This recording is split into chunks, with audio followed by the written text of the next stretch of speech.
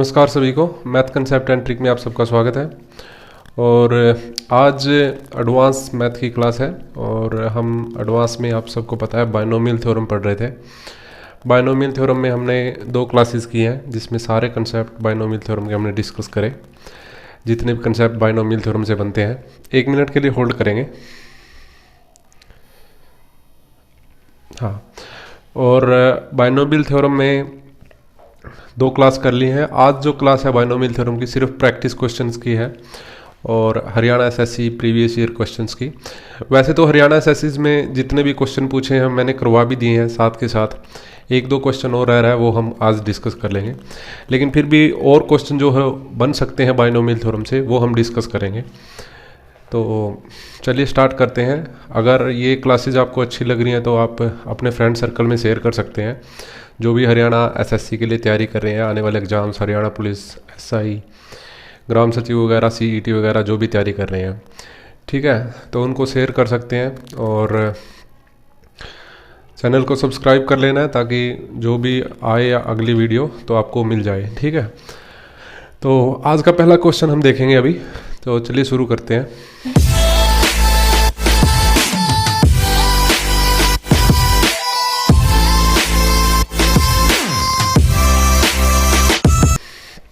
ये क्वेश्चन आपके सामने डिस्प्ले हो रहा है। 1 + 2x + x² raise to the power n के विस्तार में कितने पद होंगे, ठीक है, ये क्वेश्चन है। तो हमेशा हमने देखा है, अगर सीधा सीधी बात है, जब हमने पढ़ाया, जब मैंने आपको बताया तो इस तरह से बताया था कि a + b raise to the power n, अगर ये कोई चीज़ है तो इसमें टोटल कितने पद होते हैं, इसमें पद होते हैं n+1। जब हम इसको टर्म को सोल्व करते हैं तो उसमें कितनी वैल्यू होंगी, n+1 टर्म होंगी, n+1 टर्म होंगी। जैसे अगर हम देखें, अगर कुछ ऐसा लिखा है x² + 2x या 2y, ठीक है, 2y लिख दिया सपोज, और उसकी पावर लिख दी 20, ठीक है, तो इसमें कुल कितने पद होंगे, तो सीधी सीधी बात 20 और 1 21 पद होंगे। ये मैंने समझाया था। लेकिन यहाँ पे क्या है, यहाँ पे क्वेश्चन ये है कि 1 + 2x + x² raise to the power 20 है, ठीक है। अब यहाँ पे अंदर 3 पद हैं, 1 2 3, यहाँ पे पहले 2 थे, अब कितने हैं, 3, ठीक है। तो इस तरह के क्वेश्चन में क्या करेंगे, पहले 20 का दुगुना करेंगे 40 और फिर 1 जोड़ेंगे 41। तो इसमें आंसर कितना हो जाएगा, 41, यानी कि इसका आंसर डी ऑप्शन सही होगा। बात समझे होंगे। जो मैंने कंसेप्ट बताया था उसका थोड़ा सा एडवांस है। कंसेप्ट मैंने सिर्फ इन दोनों इसके लिए बताया था कि जब a + b समथिंग हो, लेकिन यहाँ पे a + b नहीं है, 2 टर्म नहीं है, 2 वेरिएबल नहीं है। कितने वेरिएबल है, 3, 1 2 3, ठीक है, उसकी पावर 20 है। तो उसका आंसर क्या होगा, पहले उस 20 का दुगुना करेंगे और फिर लगाएंगे 1 जो फिर ऐड करेंगे, ठीक है। तो आज का पहला यही क्वेश्चन था और मेरे ख्याल से आपको समझ में आ गया होगा, ठीक है। अभी जो जो कंसेप्ट मैंने बताए हैं सिर्फ उनके ऊपर क्वेश्चन है, कुछ अलग नहीं है। जो अलग होगा थोड़ा सा बढ़ के होगा, जो इस क्लास की लास्ट में करेंगे हम, ठीक है। तो जो ये क्वेश्चन है आप साथ के साथ ट्राई भी कर सकते हैं, क्योंकि ये समझा चुका हूँ मैं, कंसेप्ट सारे बता चुका हूँ। तो अगर आप साथ साथ करते हैं तो बहुत अच्छी बात है। अगला क्वेश्चन हम देखते हैं। ये क्वेश्चन देखिए, 3x² - 1/x³ rays to the power 10 में 7वां पद होगा। 3x² - 1/x³ rays to the power 10 में 7th टर्म में 7th। तो जब भी मैंने आपको टर्म निकालना बताया था, ठीक है, nth टर्म जब मैंने आपको निकालना सिखाया था तो आपको बताया था मैंने किस तरह से निकालते हैं। जब भी a + b raise to the power n हो, ठीक है, और उसमें rth टर्म अगर मुझे निकालनी है, जैसे 4th निकालनी है, 5th निकालनी है, उस तरह का, जैसे ये है 7th, ठीक है, कुछ भी पूछ सकता था, ठीक है। तो हम क्या करते हैं, nc जो ये 7th है उसमें से एक घटा देते हैं, यानी कि r-1, और फिर करते हैं a की पावर n में से घटाते हैं वही r-1 और b में वही r-1 लगाते हैं, ठीक है। जैसे आप समझ भी सकते हो। अगर ये आपको पता है तो अच्छी बात है, ये मैंने आपको कंसेप्ट पढ़ाते हुए समझाया था। अगर ये नहीं पता है, दिख तो रहा होगा, हाँ, ये नहीं पता है तो हम इस तरह से भी अंदाज़ा लगा सकते हैं। जैसे हम फर्स्ट टर्म निकालें तो nc0 a की पावर अगर 10 वाले में लगाऊं, इसको a मानूं, इसको b, a प्लस बी की पावर 10 लिखूं, तो NC0 a की पावर 10 लिखेंगे, b की 0 लिखेंगे, फिर NC1 a की पावर 1 घटा देंगे, b में 1 बढ़ा देंगे, फिर NC2 a की पावर 8 कर देंगे, b की 2 कर देंगे, ऐसे चलेंगे ना। अब पहली टर्म कौन सी है? ये फर्स्ट है, फर्स्ट में देखो यहाँ 0 है, ये सेकंड है, सेकंड में देखो यहाँ पे 1 है, ये थर्ड है, थर्ड में देखो यहाँ पे 2 है, मतलब एक घट के है, ठीक है। तो अब मुझे अगर a की पावर a प्लस बी की पावर 10 में अगर मुझे 7th टर्म निकालनी है तो मैं क्या लिखूंगा? NC6 a की पावर 6, a की पावर 6 नहीं, a की पावर 10 माइनस 6 यानी 4, और b की पावर 6, ये मैं लिखूंगा, ठीक है। और n की वैल्यू कितनी है? 10, तो यहाँ पे 10 ही लिख दो। 10C6 a की 4 b की 6, ये 7th टर्म का फॉर्मूला बन गया। 7th टर्म का फॉर्मूला क्या बन गया?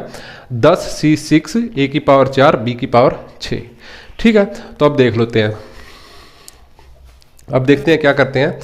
तो 10C6 और a कौन है? अब है 3x², तो 3x² की पावर 4 डॉट b कौन है यहाँ पे? -1/x³, और उसकी पावर कितनी रहेगी?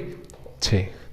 तो 10C6 इसमें 2 ऑप्शन में है, ये ऐसे कैसा लिख दो, चलो 10C6 3 की पावर 4 लिख दो, और x की 2 चौके 8, x की पावर 8 लिख दो। ये माइनस की पावर 6 बार करेंगे तो पॉजिटिव हो जाएगा, x की 3 से 6 करेंगे तो x की 18 हो जाएगा, ठीक है। ये 18 है, ये 8 है, तो 10 रह जाएगा नीचे, तो 10C6 ऐसे कैसा, 3 की पावर 4 ऐसे कैसा, और 18 में से 8 चला गया तो कितना रह जाएगा? x की पावर 10 रह जाएगा। तो ये जो होगा 7th टर्म बनेगा, ठीक है। ऑप्शन में कुछ और भी इस तरह से हो सकता है कि आगे इसको सोल्व कर रखा हो 10C6 को, वो आपको आता ही है 10C6 को कैसे सोल्व करते हैं। इसको सोल्व कर रखा हो 3 की पावर 4 81 होता है, वो अलग बात है, लेकिन सवाल आपको इस तरह से करना है। मेरे ख्याल से समझ में आ गया होगा। कोई भी टर्म निकालनी हो, जितने भी टाइप है, जितने भी बाइनोमियल थ्योरम के क्वेश्चन है, सबका 1-1, 2-2 क्वेश्चन मैंने करवा रहा हूँ आज, ठीक है। सारे क्वेश्चन जिससे आपको रिपीट हो जाएंगे। वैसे मैंने जब पढ़ाया था तब भी ये सवाल करवाया था, ठीक है। तो जो 2 क्लासेस पहली हैं जिन्होंने वो देख रखी है वो कर जाएगा, ठीक है। और मैं तो चाहता हूँ कि आप करो, ठीक है। जो क्वेश्चन मैं डिस्प्ले कर रहा हूँ पहले आप ट्राई करो, बाद में देख लो, अगर नहीं हुए तो हो गए तो अच्छी बात है, ठीक है। अगला क्वेश्चन देखते हैं। 1 + x raise to the power n, 1 + x raise to the power n लिखा है, में क्या बोला है? n+1वां टर्म, n+1वां, यानी कि n+1th टर्म, ठीक है। इसके एक्सपेंशन में n+1th टर्म निकालनी है, तो इसको ध्यान से समझो इस चीज़ को। क्या है ये इस तरह से है कि 1 + x की पावर 10 में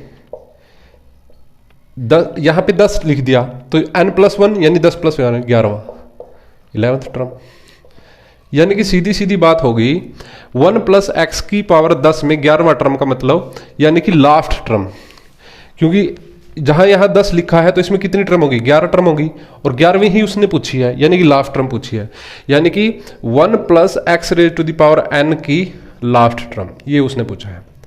सीधी सीधी बात तो यही है, लास्ट टर्म n+1th। समझ में आ गया होगा, ठीक है। तो जैसे हम पहली टर्म लिखते हैं सेम वो इसी प्रोसीजर से मैं समझाऊंगा। अगर आपको याद भी नहीं है फिर भी आपको पता लग जाएगा, ठीक है। अगर याद फॉर्मूला याद है तो अच्छी बात है, नहीं याद है तो फिर भी आपको पता लगेगा। देखो लास्ट टर्म क्या होगी, शुरू वाली टर्म NC0 से शुरू होती है, और यहाँ 1 है, तो 1 की पावर कितनी होगी? n होगी, ठीक है। और x की पावर कितनी होगी? 0, क्योंकि पहली टर्म की पावर पूरी होती है, दूसरी की 0 होती है। जब क्या होगा, NC0 से आगे 1 आएगा, इसकी एक घट जाएगी, एक की तो n-1 हो जाएगी, और इसकी एक बढ़ जाएगी, x की पावर 1 हो जाएगी, ऐसे चलता रहेगा ना। तो लास्ट टर्म क्या आएगी? ये 0 से 1 कहाँ तक जाएगा? n तक जाएगा, तो NCn लास्ट में, और एक की घटती घटती कहाँ चली जाएगी? 0 तक चली जाएगी, और x की बढ़ती बढ़ती कहाँ तक चली जाएगी? xn तक चली जाएगी, x की पावर n तक चली जाएगी। और NCn किसी का भी n हो, NCn हमेशा 1 होगा, बताया था कॉम्बिनेशन में भी। 100C100 हमेशा 1, 99C99 1, 50C50 1, तो ये तो 1 हो गया, 1 की पावर 0 1 हो गया, ये बचा सिर्फ, तो x की पावर n होगा। कुछ समझ में आया क्या?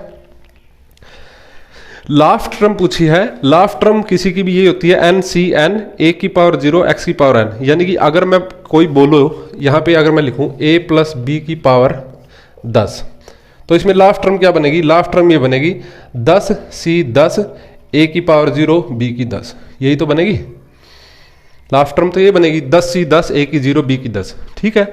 तो वही है ये 1 प्लस एक्स की पावर एन क्या बनेगा? एन सी एन 1 की 0 एक्स की एन, ठीक है। समझ में आ जाने चाहिए। तो ये थोड़ा सा टेक्निकल था। बी क्वेश्चन, बी ऑप्शन इसका सही आंसर हो जाएगा, बी ऑप्शन। समझ में आ जाना चाहिए ख्याल। चलो अगला क्वेश्चन देखते हैं। अगर नहीं समझ में आया तो डाउट छोड़ सकते हो, ठीक है, कांटेक्ट कर सकते हो, तो आपको समझ में आ जाना चाहिए।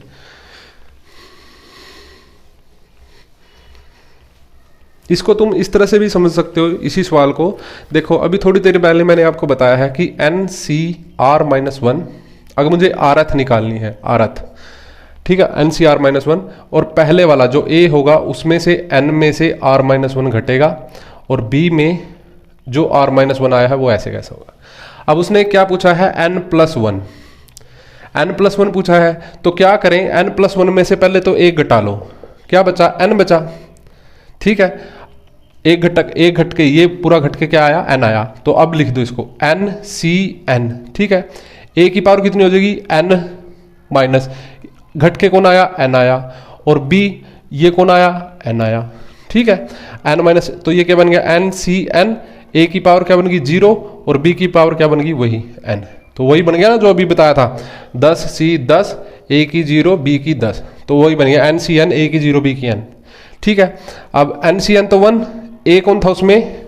1 प्लस एक्स की पावर एन में ए तो ये है, बी ये है, तो 1 की पावर 0 1, किसी की भी पावर 0 होगी 1 होगी, और बी की जगह कौन है? एक्स, तो एक्स की पावर एन।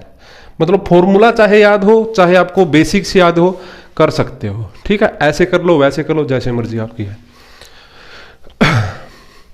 आसान था क्वेश्चन, लेकिन थोड़ा सा समझना पड़ेगा, अपने माइंड को थोड़ा शार्प रखना पड़ेगा। अगर +1 लेवल का मैथ है ऐसे नहीं आएगा अगर आप सुस्त बैठोगे तो। अगला क्वेश्चन देखते हैं। ये है x minus X square, x minus X square raise to the power x minus X square raise to the power 10 में x raise to the power 15 का गुणांक क्या होगा? गुणांक का मतलब कोफिशिएंट होता है, ठीक है, कोफिशिएंट। तो आपको समझना चाहिए, कल मैंने इस तरह का क्वेश्चन करवाया था, एक क्वेश्चन जो कल का मतलब है लास्ट वीडियो में, लास्ट क्लास में मैंने एक बनाया था क्वेश्चन इस तरह से कि x से स्वतंत्र जो पद है उसका कोफिशिएंट कितना होगा, और अब इसने पूछा है कि x की पावर 15 वाला कोफिशिएंट कितना होगा। कोई भी कोफिशिएंट निकालने से पहले हम इस तरह से समझते हैं कि जब हम कोई भी टर्म निकालते हैं, कोई भी टर्म, तो इस तरह से ही तो निकालते हैं, N C R minus 1, R minus 1 लिख लो या आर लिख लो। अब मैं आर माइनस 1 की जगह आर लिख रहा हूँ, और ए की पावर 10 में से यानी कि एन में से आर ही रखूँगा, और बी की पावर आर ही रखूँगा। यहाँ आर माइनस 1 था, यहाँ आर माइनस 1 था, यहाँ आर माइनस 1 था। अब मैंने आर माइनस 1 की जगह आर लिख लिया, कोई फर्क नहीं होना चाहिए, चाहे तुम ऐसे लिख लो, N C R minus 1, A N minus R minus 1, और बी आर माइनस 1। ये कौन सी टर्म है? आरथ। और ये कौन सी टर्म है? R plus 1th। ये एक बढ़ के है, जब इस +1 में से एक घटा दोगे तो यही आर आ जाएगा, जैसे ये घटा दोगे तो कोई इश्यू नहीं है। अगर ये बात समझ में नहीं आए तो इसको भी भूल जाओ, इसको भी अप्लाई करने की जरूरत नहीं है। सिंपल अपना सोचो, क्या सोचते हैं? देखो मैं क्या सोच रहा हूं, ये 10 है, 10 सी आर, किसी आर पे लगाऊंगा। जैसे पहली टर्म क्या लिखता हूं, 10 सी 0, दूसरी 10 सी 1, तीसरी 10 सी 2, इस तरह से तो चलता हूं। तो उसकी जगह मैंने ये टर्म पता करनी है पहले, तो कौन सी टर्म होगी, पहली टर्म होगी, दूसरी टर्म होगी, तीसरी टर्म होगी, ठीक है। ये चीज निकालने के लिए पहले टर्म पता होनी चाहिए। जिसने सेकंड वीडियो देखी है वो अच्छे से समझ पाएगा टर्म का मतलब क्या है यहाँ पे, ठीक है। तो 10 सी आर लिखाया मैंने, और ये x है, तो x की पावर कितनी करनी पड़ेगी, n माइनस आर, यानी 10 माइनस आर करनी पड़ेगी, ठीक है। और फिर डॉट लगा दिया, और फिर यहाँ पे माइनस एक्स स्क्वायर है, और ये कितनी करनी पड़ेगी, इसकी कितनी करनी पड़ेगी, आर करनी पड़ेगी, ठीक है। और मुझे क्या देखना है, x की पावर 15 देखना है, x की पावर 15 देखनी है। ये हुआ कोफिशिएंट, ये हुआ कोफिशिएंट, और ये पता करेगा कि जब x की 15 होगी तो कौन सा कोफिशिएंट लगेगा, 10C0 लगेगा, 10C1 लगेगा, 10C2 लगेगा। समझ पा रहे हो? जैसे अगर मैं सोचो 10C0 जब मैं लगाऊंगा तो x की पावर पूरी 10 होगी और b वाले की 0 होगी, यानी कि x स्क्वायर की पावर यहाँ पे 0 होगी। जब मैं ये लगाऊंगा 10C1, x वाले की एक घट जाएगी और इसकी एक बढ़ जाएगी, इस तरह से। तो यहां पे x की पावर कितनी है, 10, यहां पे x की पावर कितनी है, 9, और ये 2, 11। ठीक है। इसने क्या पूछा है कि 15 कब होगी, इसने क्या पूछा है, 15 कब होगी। तो पहले ये चीज पता करनी पड़ेगी कि 15 10C1 पे होगी, 10C2 पे होगी, 10C3 पे होगी, 10C4 पे होगी। ठीक है। और जब ये पता हो गया कि 5 पे 6 पे होगी, तब मैं ये निकाल दूंगा। यही तो कोफिशिएंट है, यही निकालना है। समझ पा रहे होंगे मेरी बात या नहीं समझ पा रहे हो? मैं दूसरे तरीके से भी करवाऊंगा, एक बार यहां से देखो एक बार इसको। अब यहां पे क्या है, माइनस को बेशक, इस माइनस को भूल जाओ बेशक, क्योंकि हमें सिर्फ x की वैल्यू, x को कंपेयर करना है। x की पावर यहां कितनी है, 10 माइनस r, और यहां कितनी है, ये 2 और ये r, तो ये कितनी होगी 2r। दूसरी तरफ कितनी है, 15। ठीक है, सिर्फ ये कंपेयर करना है। ये 10 इस तरफ जाएगा, माइनस r प्लस 2r, दूसरी तरफ 15 माइनस 10, 15 में से 10 गया 5, और इस तरफ 2 में से एक आर गया r, तो r की वैल्यू कितनी आ गई, 5। यानी कि क्या हुआ, जब मैं 10C5 निकालूंगा, जब मैं 10C5 निकालूंगा, तब मेरी x की पावर कितनी आएगी, 15। अब करके भी देख लेते हैं, दोनों तरीके से बताऊंगा। ठीक है, फॉर्मूले से भी और वैसे भी। ये यहाँ पे मुझे डायरेक्ट पता चला है कि r की वैल्यू जो मैं 5 रखूंगा, जब मेरे पास कितना आएगा, x की पावर 15 आएगी। देखो कैसे आएगी, 10C5। अब x की पहला ये है, इसकी पावर 5 करेंगे, क्योंकि 10 में से 5 गया 5, और दूसरे की पावर कितनी करेंगे, माइनस एक्स स्क्वायर, इसकी कितनी, डायरेक्ट 5। यही तो करते हैं, NCR, x की पावर n माइनस आर, यानी कि 10 माइनस आर, और b की पावर डायरेक्ट। ठीक है, तो अब देखो ये x की 5 होगी और ये x की 10 होगी, 10 और 5 15, हो गया 15। कोफिशिएंट कौन है, सिर्फ ये है। अब कोफिशिएंट की वैल्यू निकालनी है, 10 गुणा 9 गुणा 8 गुणा 7 गुणा 6 गुणा 5 का फैक्टोरियल, नीचे ये 5 का फैक्टोरियल, और 10 में से 5 गया 5 का फैक्टोरियल, उसको मैं 5 गुणा 4 गुणा 3 गुणा 2 लिख दूँ। ये तो मैंने समझा रखा है बिल्कुल आपको। ये कैंसिल हो गया। अब इसमें से देखो, ये 3 दूनी, ये 6 कैंसिल, ये 4, ये दूनी 8, ये 5 दूनी 10। अब देखो 9 दूनी 18, 18 दूनी 36, 36 की और 7 की कर लो, 7 6 के 42, हासिल 4, 7 के 21 और 4 25, तो 252 इसका आंसर होगा। 252 इसका आंसर होगा, 252 इसका आंसर होगा, और डी ऑप्शन इसका सही। और लास्ट में देखो माइनस लगा हुआ है, वो माइनस क्यों लगा हुआ है, क्योंकि माइनस की पावर 5 माइनस आएगा। ठीक है, इस तरह से। अब मैं आपको समझा रहा हूं क्या किसी और तरीके से। जैसे ये मैंने r निकाला है, ये मैंने डायरेक्ट पता किया है कि जब मैं r की वैल्यू 5 रखता हूं, जब उनकी वैल्यू 15 आती है, x की पावर 15 आती है। ये अलग लेवल के सवाल है। ठीक है, तो पजल नहीं होना है, अपना माइंड थोड़ा शार्प रखना है। ठीक है, अब देखो HSSC ने बहुत हल्के सवाल पूछे हुए पहले, और अब क्या पता वो एडवांस, बहुत एडवांस पूछ ले, तो आप वहां पे रह जाओ। ऐसे ही सभी टाइप करवा रहा हूं। अब इस तरह से भी सोच सकते हो, देखो जब मैं पहला पद निकालूंगा 10C0, तो मैं x की पावर कितनी रखूंगा, 10, और माइनस एक्स स्क्वायर की पावर कितनी रखूंगा, 0। अब यहां कंपेयर करो, 2 की पावर 0, 0 ही हुआ, x की वैल्यू कितनी आई, 10 आई, x की वैल्यू कितनी आई, 10, लेकिन मुझे करनी कितनी है, 15। जब मैं इसको कर दूंगा 9 और इसको 1 बढ़ा दूंगा, बढ़ा दिया 9 और 1, तो अब 2 1 2 हो गया, और ये 9 और 2 11 हो गया। जब मैं इसको कर दूंगा 8 और इसको कर दूंगा 1 को बढ़ा के 2, तब देखो कितने, 2 दूनी 4 और 8 12, लेकिन 15 पर करना है। जब मैं इसको कर दूंगा 7 और इसको कर दूंगा बढ़ा के 3, तो 2 और 3 2 3 6, 6 और 7 13 हो गया, करना कितना है, 15। फिर इसको मैं 6 कर दूंगा, ठीक है, और इसको मैं कर दूंगा माइनस एक्स स्क्वायर की पावर कितनी, 4। तो अब देखो ये 6 और 2 चौके 8, 8 और 6 14, समझ रहे हो। लेकिन जब मैं x की पावर 5 करूंगा और माइनस एक्स स्क्वायर की पावर 5 करूंगा तो 5 दूनी 10 और ये 5 15, तब जाके होगा। और ये कब होगा, x की पावर 5 कब होगा, 10c 5 पे होगा। 10c 0, 10c 1, 10c 2, 10c 3, 10c 4, 10c 5। तो ये करोगे तब भी पता लग जाएगा कौन सा पद x की पावर 15 बनाएगा, या फिर जो मैंने तरीका बताया वो भी कर लोगे। तो आपकी मर्जी है, जैसे मर्जी कर लेना, ठीक है।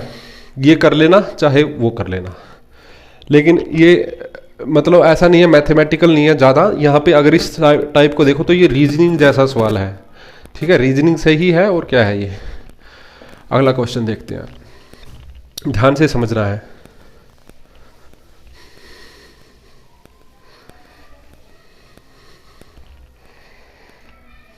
अगला क्वेश्चन है 2 + 3x raise to the power 4 में मध्य पद के गुणांक का मान निम्नलिखित में से क्या है। इसके एक्सपेंड में मध्य पद, तो सीधी सीधी बात है, ये पावर 4 लिखा है तो इसकी टर्म कितनी बनेगी, टोटल 5। और 5 टर्म का मिडल पद कौन सा बनेगा, तीसरा बनेगा। जैसे 5 लिखूँ मैं, 1 2 3 4 5, ठीक है। तो इनमें मिडल टर्म को 2 इस तरफ छोड़ दी, 2 इस तरफ, ये है ना मिडल टर्म, ठीक है। बताया भी था मिडल टर्म कैसे निकलेंगे, 5 + 1/2 करके निकलेगा, 6/2, यानी कि तीसरी टर्म जो बनेगी वो मिडल टर्म बनेगी। अब तीसरी टर्म का मतलब क्या है, थर्ड टर्म का मतलब क्या है, NC2, A की 2, A की N में से 2 और B की 2, यही तो है, ठीक है। तीसरी टर्म का मतलब NC2, A की पावर N-2, B की 2, यही तो करते आ रहे हैं।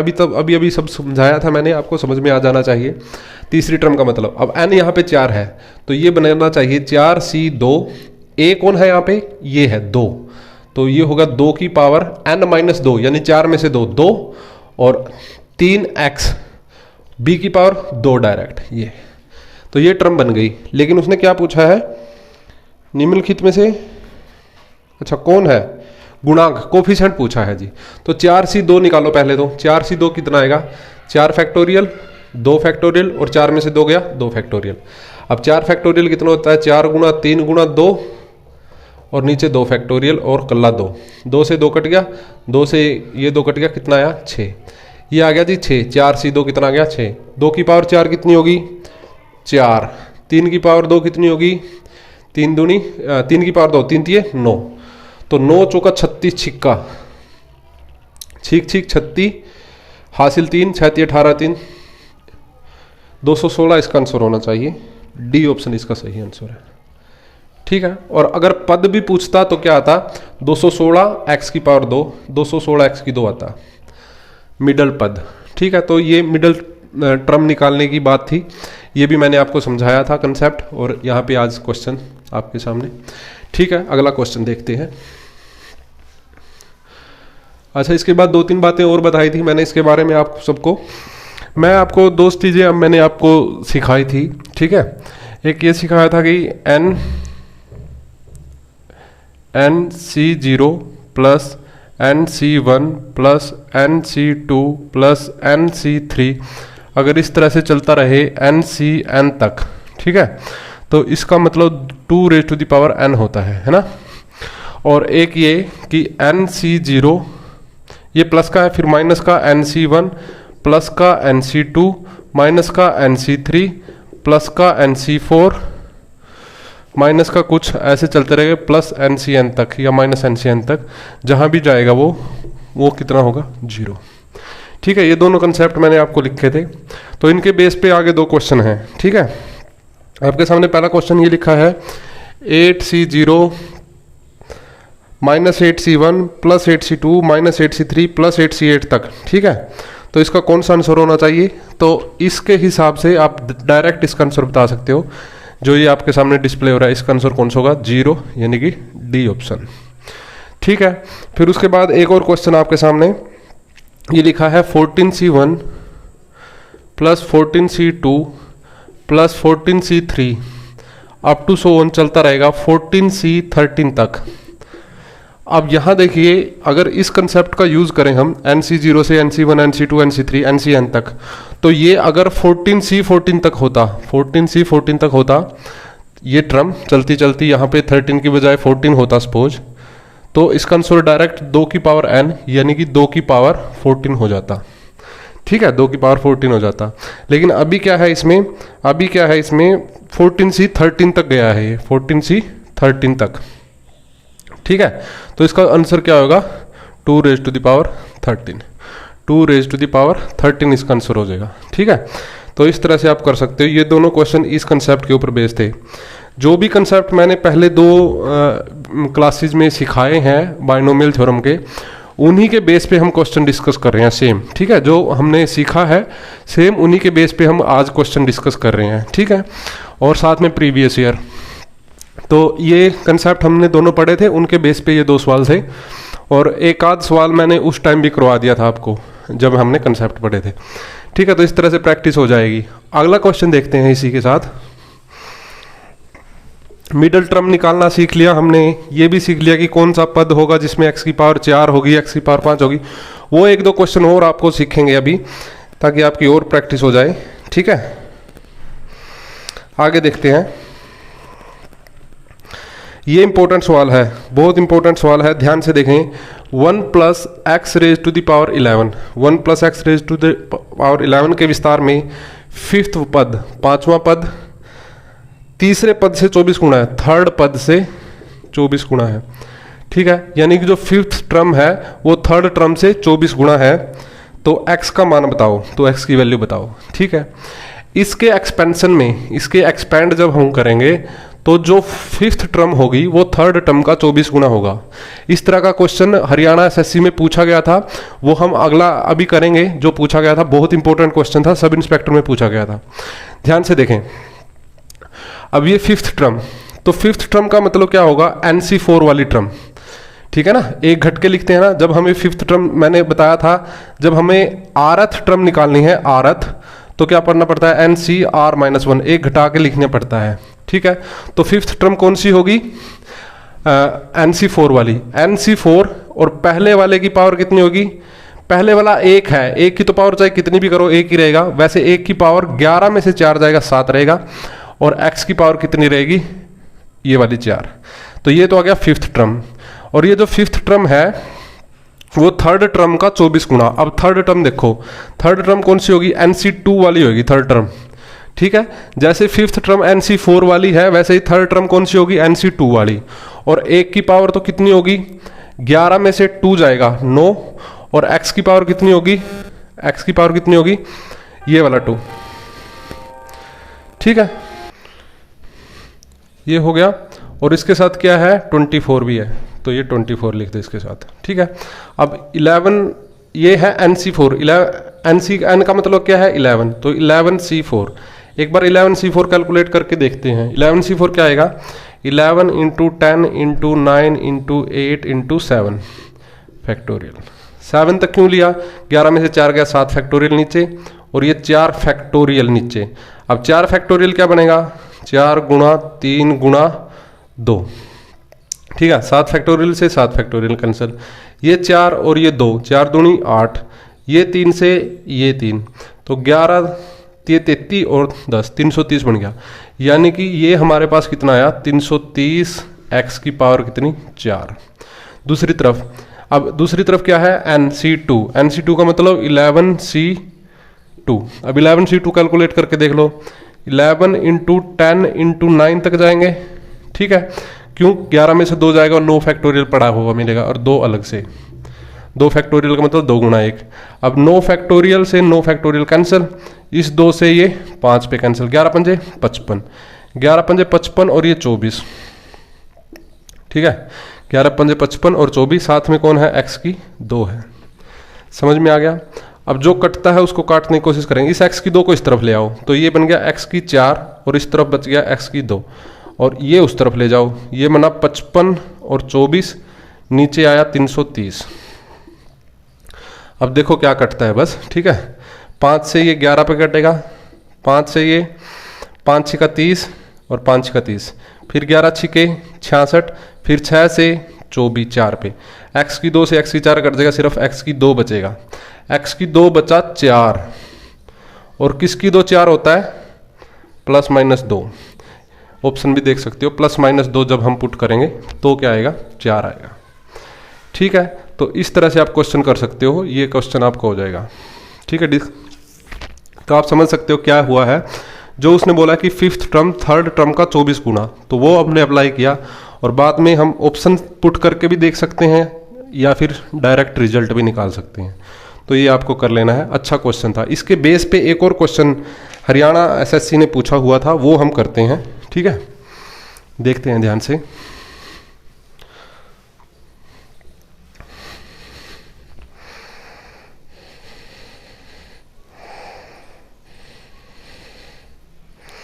वो क्वेश्चन है, ये है वो question, 1 + x raise to the power n के 1 + x raise to the power n के विस्तारण में दूसरा, तीसरा, चौथे पदों के गुणांक। अब ध्यान से देखो क्या बोला है, 2nd, 3rd और 4th टर्म के गुणांक बोला है। गुणांक वर्ड यूज हुआ है। गुणांक का मतलब कोफिशिएंट। ठीक है, इनके कोफिशिएंट। तो दूसरा पद कौन होगा, NC1 वाला होगा। ठीक है, तीसरा कौन होगा, NC2 वाला, और 4th कौन होगा, NC3 वाला।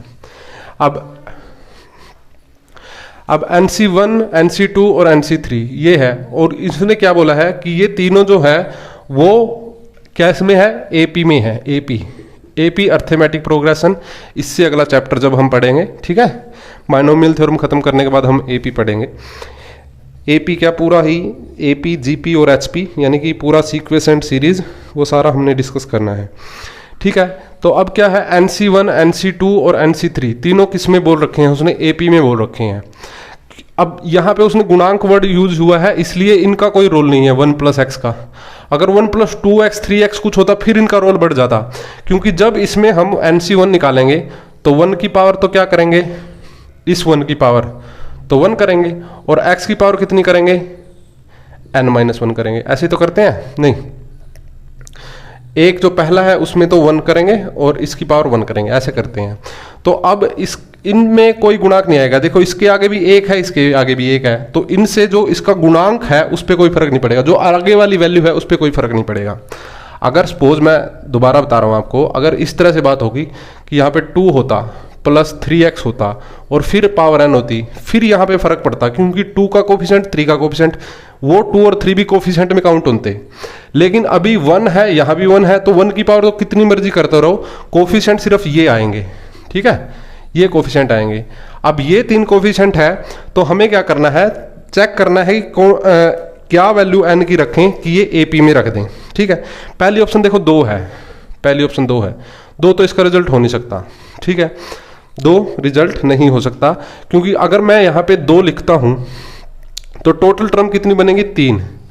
अगर मैं 2 लिखता हूँ तो टोटल टर्म कितनी बनेगी, 3। लेकिन इसने 4th term, 2nd term, 3rd term, 4th term, 3 word use हुए हैं, तो A ऑप्शन तो बिल्कुल ही कैंसिल होगी। अब 7, 11 और 14 में से देख के देख लो। अब 7C1 निकाल लो, 7C2 निकाल लो और 7C3 निकाल लो, देख लो अगर होता है तो। 7C1 देखो, ऑप्शन से कर रहे हैं, आसान पड़ रहा है, वैसे करेंगे तो लंबा पड़ जाएगा। 7C1 तो 7 आएगा भाई। ठीक है, 7C2 कितना आएगा, 7 गुणा 6 गुणा 5 फैक्टोरियल, 5 फैक्टोरियल और 2। ठीक है, 5 फैक्टोरियल से 5 फैक्टोरियल, 2 से 3 6, 7 या 21, ये तो 21 आया भाई। ठीक है, 7 21। अब ये 7C3 देख लो, 7 गुणा 6 गुणा 5 गुणा 4 तक जाएगा, क्योंकि 7 में से 3 जाएगा, 4 फैक्टोरियल, और 3 फैक्टोरियल कितना होगा, 3 गुणा 2 होगा। ठीक है, अब देख लो इसको करके, 3 फैक्टोरियल 3 गुणा 2 लिख दिया, और 7 में से 3 गया, 4 फैक्टोरियल लिख दिया, 4 फैक्टोरियल से 4 फैक्टोरियल, 3 दूनी ये 6, पूरा कैंसिल, 7 पंजे 35। अब देख लो इनको, 35 हो गया, 7 और 21, 21 और 35, क्या ये AP में है? 7 और 21 में फर्क 14, 35 और 21 में फर्क 14, तो 14 का फर्क हो गया, यानी कि AP है ये। ठीक है, तो इसका ऑप्शन कौन सा आएगा, B ऑप्शन इसका सही होगा। तो इस तरह से करोगे, आसान पड़ेगा, वरना अगर हम इसको और तरीके से करेंगे तो थोड़ा लंबा पड़ जाएगा।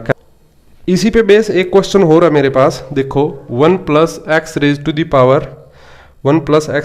Power n 1 + x raise to the power n के विस्तार में 5वां, 5th, 6th और 7th, ये जो टर्म है ये AP में है, तो n का मान कौन होगा? तो n का क्या होगा?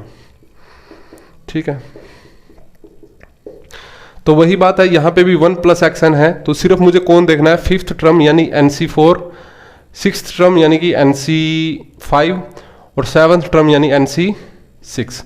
ये टर्म देखनी है मुझे AP में है या नहीं। ठीक है, तो ऑप्शन देखो ध्यान से, इसमें ऑप्शन है, A ऑप्शन है 9, B ऑप्शन है 7, C ऑप्शन है 14, D ऑप्शन है 7 या 14।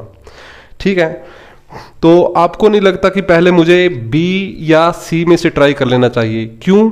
अगर B या C में से B अगर नहीं हुआ तो D अपने आप कैंसिल हो जाएगा। ठीक है, क्योंकि D में भी 7 है ना, फिर मुझे C और A चेक करना पड़ेगा। अगर C फिर चेक करूँ, C भी हो गया, B भी हो गया, तो आंसर अपने आप D हो जाएगा। मेरी बात समझ रहे हो? पहली ऑप्शन आपके पास कौन है? 9, दूसरी ऑप्शन 7, तीसरी ऑप्शन 14, चौथी ऑप्शन 7 या 14। तो ये ऑप्शन चेक करने से अच्छा है, 9 चेक करने से अच्छा है, या तो मैं ये चेक करूं या फिर ये चेक करूं।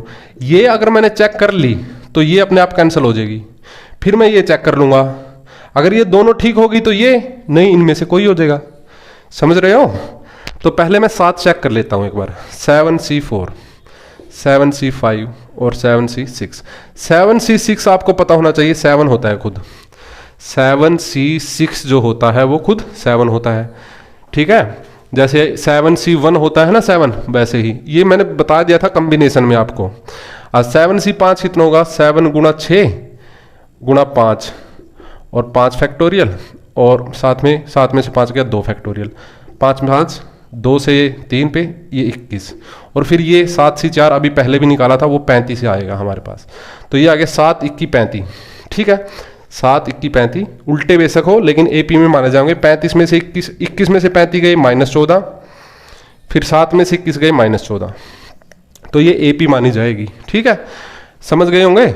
यानी कि ये ऑप्शन है।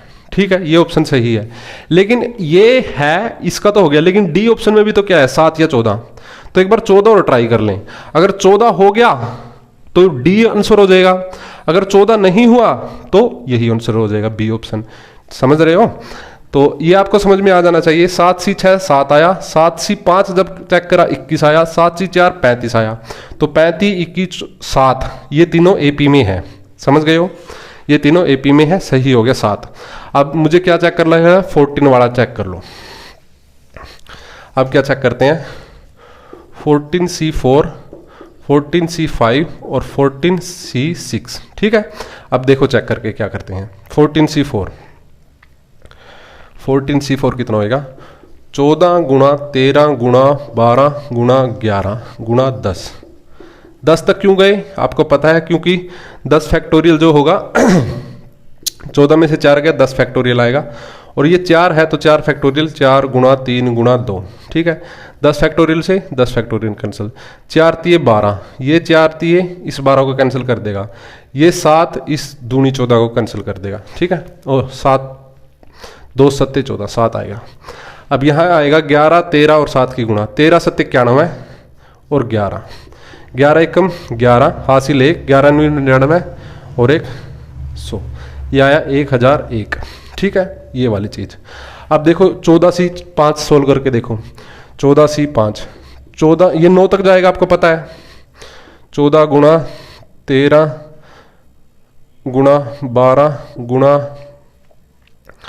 11 × 10 × 9, नीचे 9 फैक्टोरियल और साथ में 5 फैक्टोरियल, 5 × 4 × 3 × 2 × 1। ठीक है, 9 फैक्टोरियल से 9 फैक्टोरियल कैंसिल हो गया। अब देखो ध्यान से, ये 4 3 इस 12 को कैंसिल कर देंगे, ये 5 और 2 इस 10 को कैंसिल कर देंगे। अब क्या आया? 14 की 13 की और 11 की गुणा, 13 14 की गुणा कर ले, 13 चौके 68, 13 चौके 52 हासिल 5, 13 एकम 13 और 5 82, और फिर 11 से कर दो इसको, 11 दूनी 22 हासिल 2, 11 अट्ठे 88 और 2 90 हासिल 9, 11 एकम 11 और 9 20। ठीक है, 1001 फिर 2002। अब ये काउंट कर लो 14C6। ठीक है, 14C6 काउंट कर लो।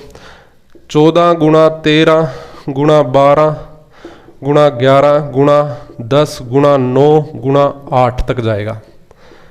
ठीक है, 14 में से 6 गया, 8 तक जाएगा। फिर यहाँ पे 8 फैक्टोरियल और साथ में 6 फैक्टोरियल। 6 फैक्टोरियल होगा 6 गुणा 5 गुणा 4 गुणा 3 गुणा 2। समझ में आ रहा होगा मेरे ख्याल से। ठीक है, 8 फैक्टोरियल से 8 कैंसिल। अब देखो क्या क्या कैंसिल कर सकते हैं। ये 4 तिये इस 12 को कैंसिल कर देगा। ये 5 और ये 2, 5 दूनी इस 10 को कैंसिल कर देगा। ये बचा यहाँ पे 6, ये यहाँ पे 6 बचा और क्या क्या बच गया, 6 किसको कैंसिल करेगा। अब ये देखो, ये 2 तिये 6 और 2 सत्ते 14, फिर ये 3 तिये 9, यानी कि क्या क्या बच गया, 13 सत्ते 91 और 91 तिये और 11 बच गया। 13 सत्ते 91, 91 और 11 तिये 91 और 3 कर लो, 9 तिये 27, 773 आ जाएगा। और फिर ये 11 से गुणा, 11 तिये 33 हासिल 3, 11 सत्ते 77 और 3 77 और 3 80, 11 दूनी 22 और 3, ये देख लो, ये आ गया 1001, 2002, 3003। यानी सभी में कितना कितना फर्क है, इन दोनों में कितना फर्क, 1001 का, इन दोनों में कितना फर्क, 1001 का, यानी कि एपी बन गई ना। यानी कि 5वीं 6ठी 7वीं यानी NC4 NC5 NC6 अगर मैं 7 रखूं तब भी एपी में बनते हैं, 14 रखूं तब भी एपी में बनते हैं। तो आंसर कौन सा होना चाहिए, डी ऑप्शन आंसर होना चाहिए। हरियाणा पुलिस में जो SI में पूछा गया था वो आसान क्वेश्चन पूछा गया था, ये थोड़ा अलग है, ये मैंने आपको करवा दिया है। ठीक है, तो इस तरह से भी क्वेश्चन पूछे गए हैं, आप समझ सकते हो। आसान क्वेश्चन था, बस थोड़ा टाइम लगेगा। ठीक है, 2, 2.5, 3 मिनट शायद लग सकते हैं, लेकिन आप सब जानते हो हरियाणा SSC में टाइम की कमी नहीं है। अगर मैथ करना है, मैथ आना चाहिए बस। ठीक है, तो पता है आपको कितना कंपटीशन है, ऐसे नहीं छोड़ सकते हैं। लेकिन अगर समझ में आता है, अगर हमें पता है कि क्या करना है, तो आसानी से कर सकते हैं हम। ठीक है ना, अगला देखते हैं। और जो हरियाणा प्रीवियस ईयर में आए हुए हैं वो सब मैंने आपको करवा दिए थे। ठीक है, जैसे वो एन ट्रम वाला भी करवा दिए थे कल। ठीक है, एक और क्वेश्चन एन ट्रम वाला आज फिर मैं रिपीट कर रहा हूँ, ये आपके सामने है। x + y raise to the power 100। ठीक है, फिर plus x - y raise to the power 100। ठीक है, कल परसों जब भी थे इस तरह के क्वेश्चन मैंने करवाया था। अगर यहाँ पे प्लस यूज होता है और ये इवन है तो आंसर n + 2 + 1 आएगा, n/2 + 1 आएगा, यानी कि 100/2 50 और 1 51। कल करवाया था इस तरह से, 51 इसका आंसर है। वैसे बता भी सकते हैं ये x प्लस है, ये 100 पावर है, तो यहाँ से 101 जो टर्म आएगी वो पॉजिटिव आएंगी। ठीक है, बीच में प्लस हो गया। अब ये x - y है, इसमें क्या होगा इसमें 100 में से 101 टर्म आएंगी 100 की वजह से, और इसमें से 51 पॉजिटिव आएंगी, 51 पॉजिटिव आएंगी, और 51 जो होंगी वो इंक थोड़ी कम होगी, 51 जो है नेगेटिव होंगी। ठीक है, अब जो 51 यहाँ पे पॉजिटिव है, सॉरी 51 नहीं होंगी, 50 नेगेटिव होंगी। ठीक है, 101 पॉजिटिव है क्योंकि एक फालतू जो होगी पॉजिटिव होगी, एक कम जो होगी नेगेटिव होगी, अगर नेगेटिव है तो।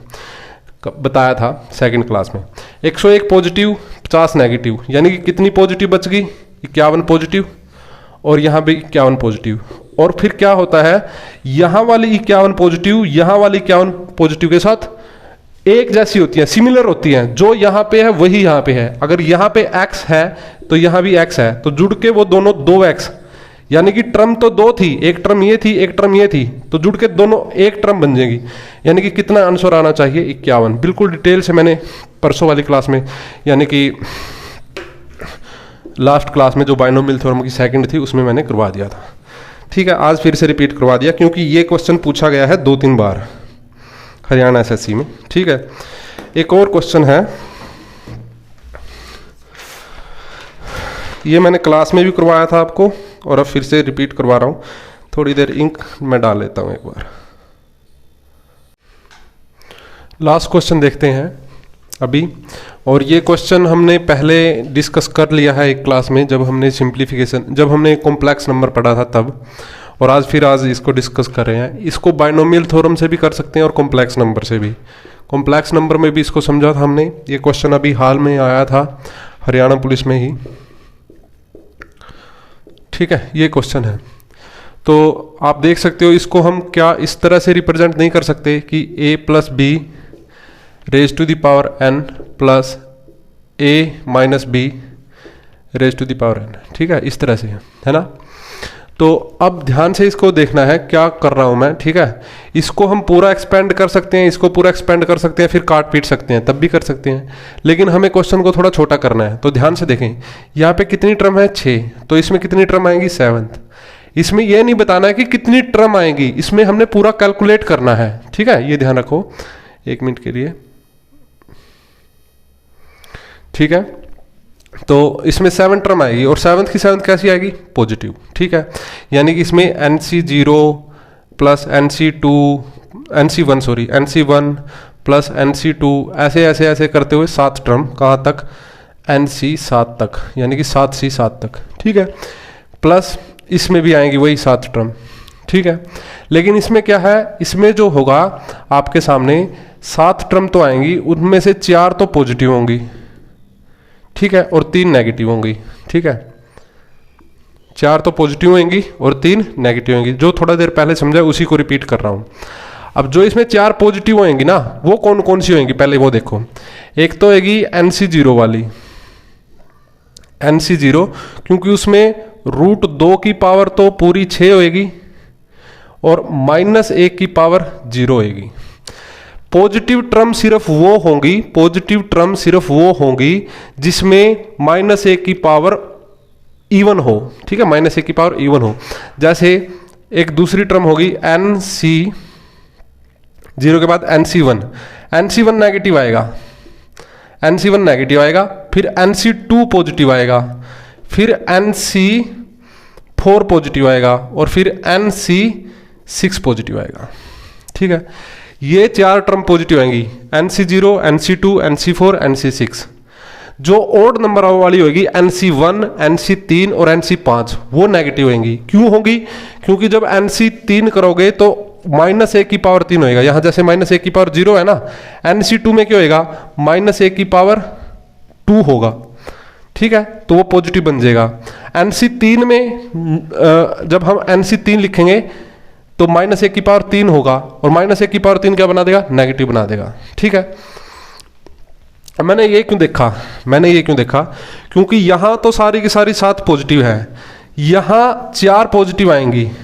कितनी पॉजिटिव आएंगी, 4। यहां पे 4 पॉजिटिव आएंगी, 3 नेगेटिव आएंगी, तो वो यहां वाली 3 नेगेटिव यहां वाले 3 नेगेटिव के साथ कट जाएंगी, ठीक है। यहां बचेंगी 4 पॉजिटिव टर्म और यहां भी 4 पॉजिटिव टर्म। यहां कौन सी 4 बचेंगी और यहां कौन सी 4 बचेगी, दोनों सेम टू सेम बचेगी। यहां भी NC0 वाली, NC2 वाले, NC4 वाली, NC6 वाली, और यहां भी NC0 वाली, NC1 वाली, NC2 वाली, NC6 वाली, ठीक है। बाकी तो कट जाएंगी, यहां भी। यहां कौन सी बचेगी, NC0, NC2, NC4, NC6। यहां भी NC0, NC2, NC4, NC6। समझ रहे हो मेरी बात। यहां वाली और यहां वाली बिल्कुल सिमिलर बन जाएगी, ठीक है। अब जो यहां पे होगा उसका सिर्फ डबल कर दूंगा, उत्तर आ जाएगा, क्योंकि ये चीज और ये चीज बिल्कुल सेम है, सिर्फ -1 है, यहां +1 है, और 1 की पावर कुछ करो 1 ही आता है। यानी कि क्या हुआ, जो यहां आ गया, मतलब जो ये आ गया कैलकुलेट करके, उसका डबल कर दो उत्तर। मेरी बात समझे हो। देखो इसको इस तरह से समझो, यहां अगर 2 आ गया, यहां सपोज यहां 3 आ गया, यहां भी 3 आ गया, तो 3 और 3 जुड़ के 6 हो गए। ऐसा भी तो गया 3 दूनी 6 है। तो इतना सा समझो, सीधी सीधी बात है। जो यहां आएगा, कौन कौन सी टर्म आएगी, NC0 वाली, NC2 वाली, NC4 वाली और NC6 वाली, जो आ गया उसको डबल उत्तर। तो देखो अब NC0 यानी कि 6C0, 6C0 √2 की पावर 6, 1 की पावर लिखने की जरूरत नहीं। 6C2 √2 की पावर 4, 6C4 √2 की पावर 2, ठीक है। और 6C0 6C6 √2 की पावर 0। ये चीजें हैं भाई। ये जो आया ये इसका डबल उत्तर होगा। इसका क्या डबल उत्तर होगा, इसका डबल। तो अब आप मेरे को ध्यान से समझ लो। अब जो होगा कंसेप्ट मैं आपको बता दूंगा। यहां पॉजिटिव है, बीच में पॉजिटिव है, यहां नेगेटिव है। तो इसका मतलब क्या होगा, यहां वाली जो नेगेटिव टर्म होंगी यहां वाली पॉजिटिव टर्म के साथ कैंसिल हो जाएंगी। तो तो यहां भी पॉजिटिव बचेंगी और यहां भी पॉजिटिव बचेंगी। तो यहां वाली पॉजिटिव और यहां वाली पॉजिटिव दोनों एक जैसी हैं, तो इसलिए दुगुना कर दिया और उनमें से एक वाली टर्म लिख ली। ठीक है, अब 6C0 1 होता है, √2 की पावर 6, √2 की पावर 6 का मतलब 2 की पावर 3, समझ गए होंगे, क्योंकि एक रूट में 2 रूट मिला के 1 बनता है, 2 की पावर 3 आ गया। अब ये देखते हैं 6C2 कितना होगा। 6C2 होगा 6 गुणा 5, 4 कट जाएगा 15। कैलकुलेट करना, 6C2 होगा वो 15 होगा। ठीक है, 15 और √2 की पावर 2 की 3 हो जाएगा, 2 की 2 हो जाएगा। 6C4 भी 15 होगा और ये 2 की 2, 2 की 2 तो ये तो 2 ही आ जाएगा। समझ रहे होगे, ये 6C4 15 आ गया और ये √2 कट गया और 6C6 1 आ जाएगा। 2 की पावर 3 8, 2 की पावर 2 4, 15 चौके 60, 15 दूनी 30 और 1 1, ये हो गया 60 और 30 90, 90 98 99 और 99 दूनी 198। समझ में आया सवाल? मेरे ख्याल से समझ में आ जाना चाहिए सवाल। ठीक है,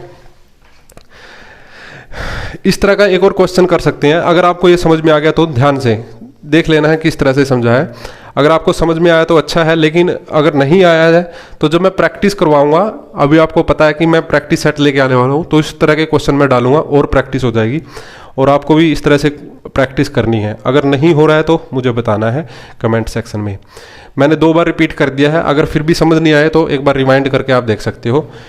यहाँ पे बहुत गर्मी हो रही है अभी। ठीक है, तो बाइनोमियल थ्योरम के जितने भी प्रीवियस ईयर थे और जितने भी प्रैक्टिस सेट बन सकते थे, जितने भी प्रैक्टिस क्वेश्चन बन सकते थे, ठीक है, वो हमने आज डिस्कस कर लिए हैं। बाइनोमियल थ्योरम के सारे क्वेश्चन जो आने के चांसेस हैं या जो आ चुके हैं प्रीवियस ईयर में, वो क्वेश्चन हमने आज डिस्कस करे। बाइनोमियल थ्योरम के पहले हमने कंसेप्ट समझे, फिर आज की ये क्लास करी। तो इस क्लास में काफ़ी है और अगर पढ़ते रहिए और बढ़ते रहिए, मैथ कंसेप्ट से एंड ट्रिक से जुड़े रहिए। कुछ भी प्रॉब्लम है तो बेझिझक आप पूछ सकते हो कहीं पे भी, व्हाट्सएप पे, फेसबुक पे, टेलीग्राम पे, बहुत सारे चैनल्स हैं। ठीक है, जब तक सरकार बंद नहीं करती तब तक। तो चलो, थैंक यू, जय हिंद, जय भारत।